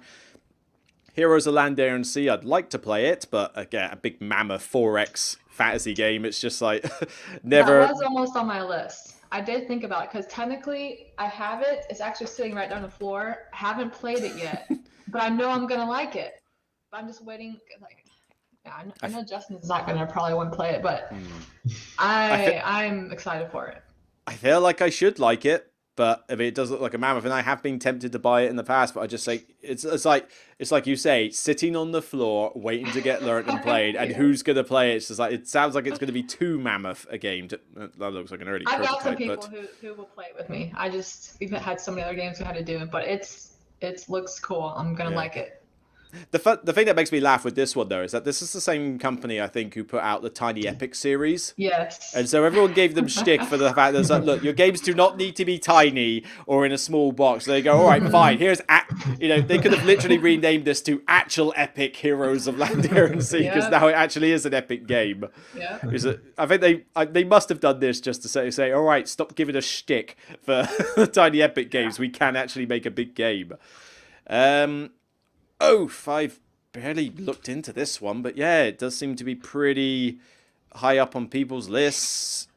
again, here we go. Tagline. Don't need more taglines, but it's either weird. I don't know why I haven't looked at this one. I think maybe because it was like historical theme. I wasn't too fussed about it. Although I'm trying to think, is this designed by the people who did the packs? Hang on, that looks familiar. These things. Is this the same people who did Root? I think so. That could be one Yes, reason. it is. That could be one reason it's getting a lot of popularity, I suspect. Yeah. 'Cause, I mean, 3.92 if it's anywhere near that heavy, then yeah, this is going to basically be... Root fans are going to go bonkers for this. 1 to 6 players fills me with a bit of trepidation because, I mean, such a wide range of players, and it claims it can be done in less than 2 hours. I'm going to bet no on that one, but... but, I don't know. Could be fun. I literally know pretty much nothing about this one. I think the theme just didn't sing to me, so I haven't gone mad through it. But it's definitely on the hotness for a lot of people. And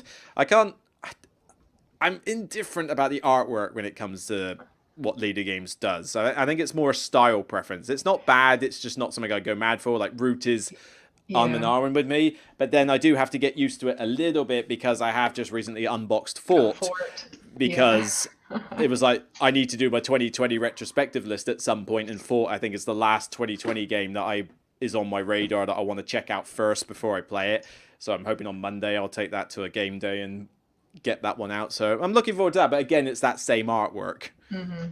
But it feels like it suits Fort more because that's all about kids on the playground, like, you know, messing around and building forts and that. So it looks like the fact that it looks more like a children's style artwork, I think suits that game more. This one is supposed to be some massive epic historical themed game, and I'm just not sure the artwork sort of goes with it. But who knows? I say, could be awesome. I think I'm just going to wait and see on that one.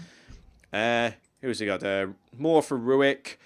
Hey, Lionel. Did one of you put Anno 1800 on your list? I'm going to hazard a guess and say no. It's like, no. I don't think any of us did. I'm pretty positive none of us did. And frankly, can you blame me?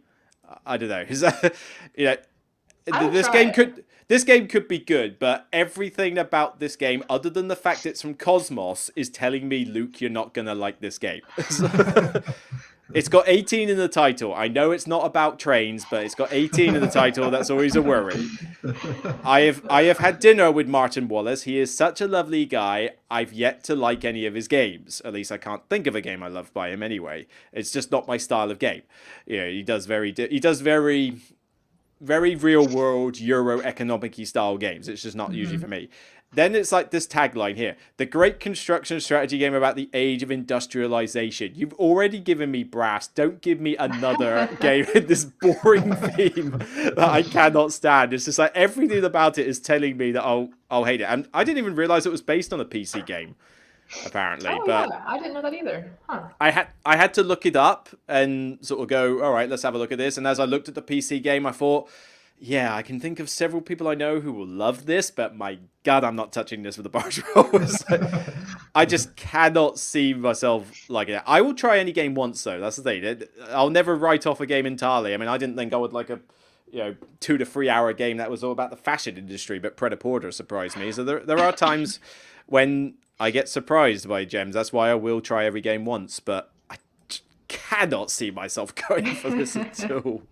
Yeah, but I'm sure there's a bunch of people that are going to be mad for it. Code Free, is that?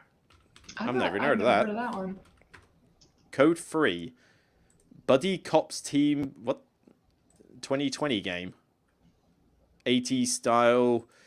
I have no idea. I mean, that looks a very busy set, although the artwork's pretty sweet.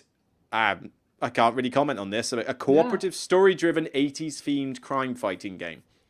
Okay, that already sounds quite cool from a theme perspective. I'm curious what sets it apart, though, apart from the fact that it is the theme. What's the mechanics? Does it say the mechanics of this one? It sounds like it's a deck builder, possibly, because it's talking about you can tailor your beat partner's deck. I've never heard of this one. I don't know if this is a Kickstarter. But it says 2020, so it should already be out. But I don't remember seeing this on shelves or anything. I'm gonna have to do some research on this one in the future. Dead Reckoning, Dompierre and Weather Machine. I don't know what Dompierre is. Is that going to be another historical theme game? What have we got here then? Plant, harvest, produce and sell, distribute your best champagne over the world. Hard to say. I mean, it's alcohol related. I've got viticulture, what can I say? But weight 4.0, okay, stupidly heavy by the sound of it. Not aware of the publisher, Pile Up Games. The cover is not selling it to me, that's for certain. But Yeah. and the theme is at 17th century. I mean, it sounds like they thought about the history, but why do I get a feeling that this first bit where it talks about the history of this French monk and that is not going to come through in the game? It's a bit like the Lisboa game behind me. It's like, I get the history behind it, but when you're playing the game, it is very much put things on a grid. So it's... I'm kind of worried that. And champagne, like I say, just because it's alcohol related doesn't mean I'm going to love it immensely. But who knows? I've never even heard of this one. But what was the other one? Weather Machine. Now, this one I'm deliberately not researching too much. But another game by Vital Lacerda, you know, has actually got my interest, if nothing else. There's not a lot revealed about this. This definitely caught my eye for sure. It looks nice. It's Vital Lacerda, so it's already going to get my interest.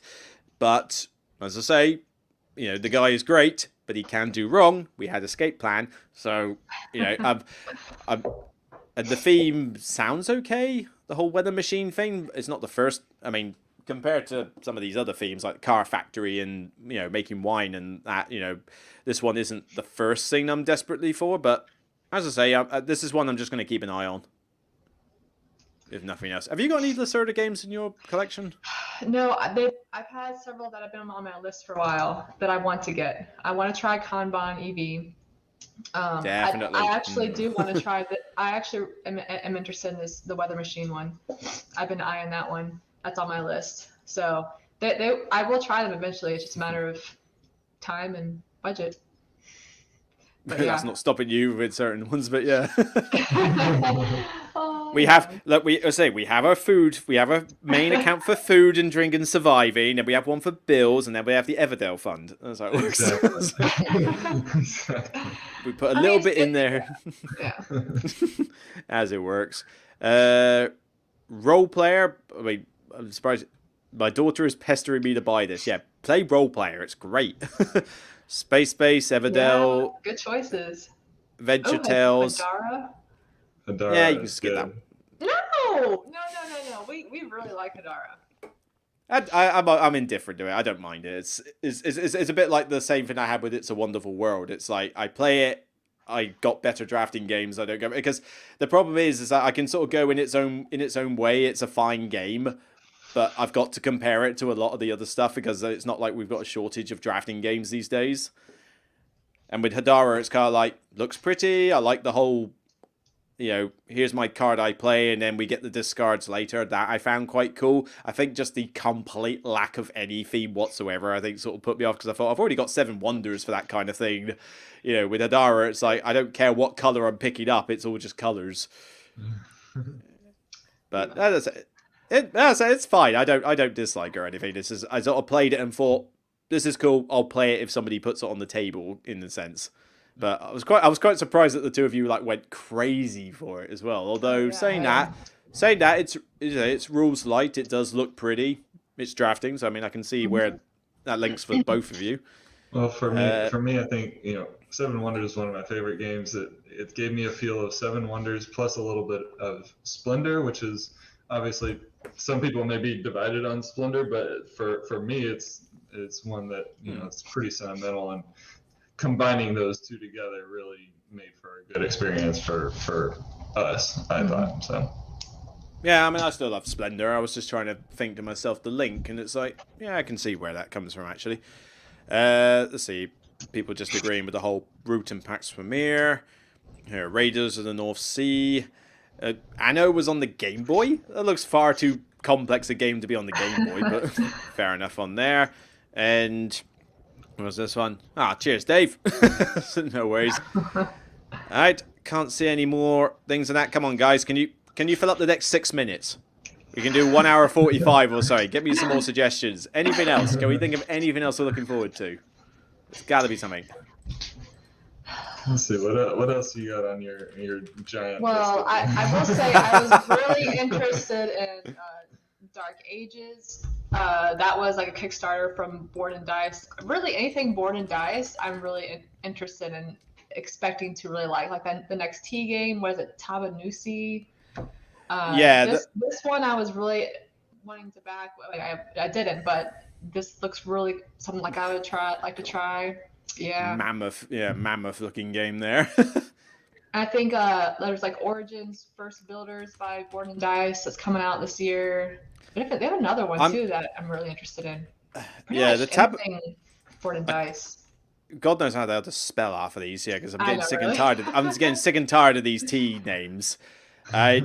I honestly don't know. I mean, the T games have been good. I've got Teotihuacan and Tekenyu on my shelf. Tawon Tsuyu didn't work too well with me. I mean, it was, you know, the where's the.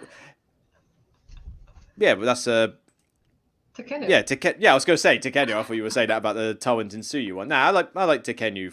Fine, that's a decent one. Is the problem with Tawon Tsuyu was kind of besides the Where's Waldo board of like trying to see where everything was, which was always a bit of a problem. The issue I had with it mainly was that with a complex game, especially if you're trying to get rid of analysis paralysis, it's one thing to say, here's a bunch of options, now pick between them. The problem with Taiwan Tinsuyu is that you've already got an extra phase, which is find out what your choices are in the first place. Which is a little bit insane. It's like just tell me what my choices are. No, you gotta go search for them on this rotten grid. It's like, you kidding me? It's like, no, play that with AP playable at your peril. Well, she had to make an appearance. Yay! Key. There you go. Rest of the streams is this. Oh gosh. extra million views just for the cute little kitty. So, we need more cat games, I'd say. Oh, I see someone mentioned Stroganoff. I think that's how you say it. I was thinking about putting that one on my list too. Yeah, I do like beef stroganoff. Yeah, Yes. Now you're gonna make me hungry. But I was very tempted to back this one for its artwork mainly. I mean, the theme is not desperate, and Game Brewer is kind of hit and miss in terms of reputation. But I looked at the designer. Okay, cool. The artwork really works. The theme is not my favorite, but yeah, I just looked at these pictures and thought, ooh, tempting. Yeah, definitely. But it wasn't enough to consider backing it. But yeah, when this comes out, I'll definitely give it a look-see and see if it anyway. Because some people were trying to compare it to Scythe, and I'm not sure if it's quite the same thing. Looking at it, maybe they just thought they looked at the covers of Stroganoff and Scythe and thought they looked quite similar. But I think there's a fair difference between the two in terms of mechanics and that. But yeah, it looked pretty, just not enough to checking out more. What else we got? What's it? Hoplomachus? What on earth's that? What?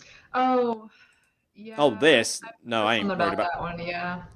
Well, this one, whatever this is something that was on my Dice Portsmouth shelf, my local game cafe. It was on there for ages. No one played it because it was this intimidating-looking Kickstarter game that no one had heard of. And it's like, well, of course no one's going to pick that off your game shelf. I mean, this was in their early days before they had a fully functioning game library, but I'm glad they got rid of it eventually. But Victorum, I mean, I'm guessing this is like a completely... Oh, no, it's Chip Theory. I think it's a solo-only game.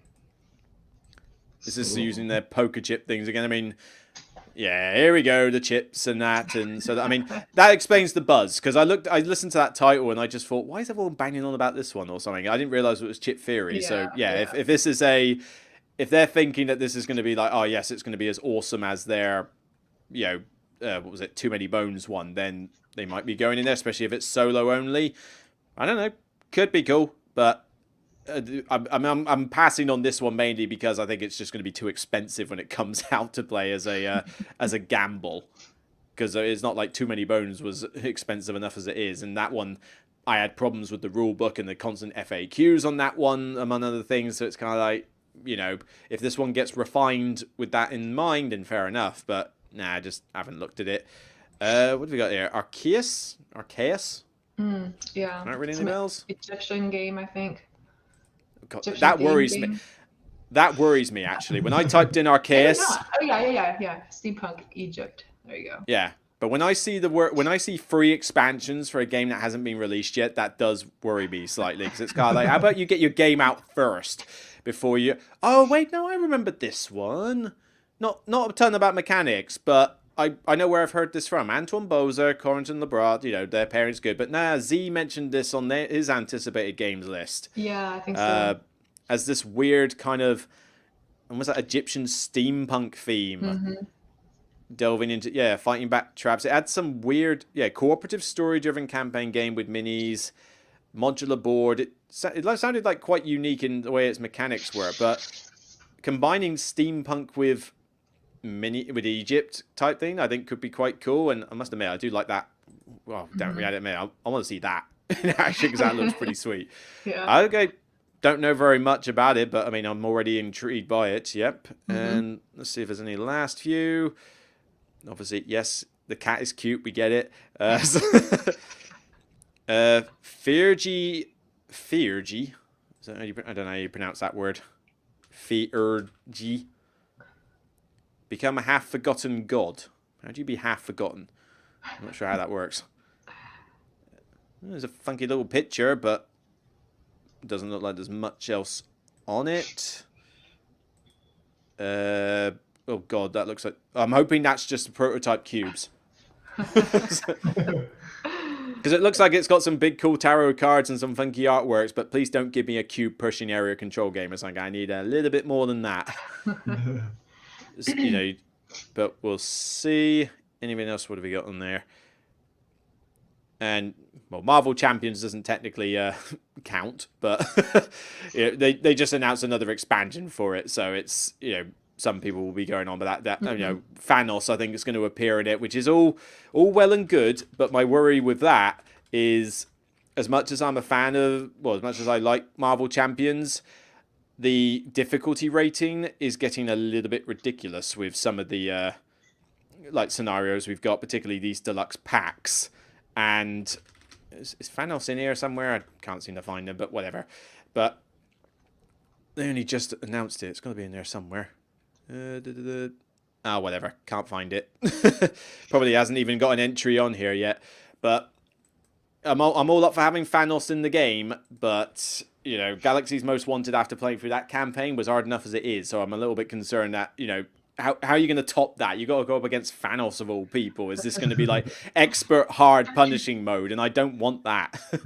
I like games to be challenging, but I hate it when they punch you in the face repeatedly. Like I do not play any game on hard mode for card games and board games and that, because it's like, look, normal mode should be enough of a challenge, and if I complete it I can feel good, but on hard mode I just feel it's far too punishing.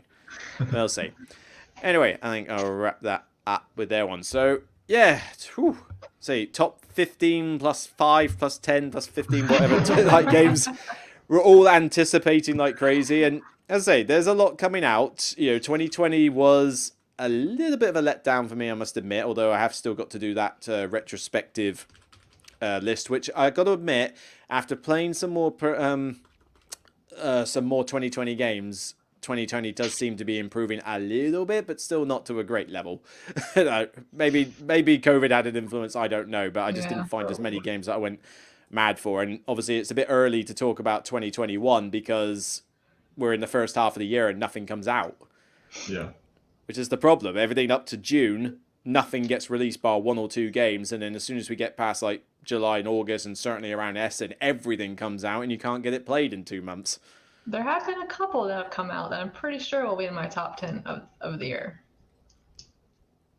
I'll just leave that hanging for you. Never has. I mean, Red Rising came out, but I'm only hearing mixed reviews on that. Destinies I've already played and they didn't go mad for. Try to look at what else is on my table in terms of random stuff I've got, but nah. I can't think of many, but I don't know. I'll just leave that hanging for you. We'll wait and see on that one then. So yeah, by all means, do not forget to check out their YouTube channel and Instagram. So 695. How quickly can we get that to 1,000? I think Spencer must have hit 2,000 by now after the last one, but awesome. we'd like to see this one get to at least 1,000 or something, because there's a ton of stuff there.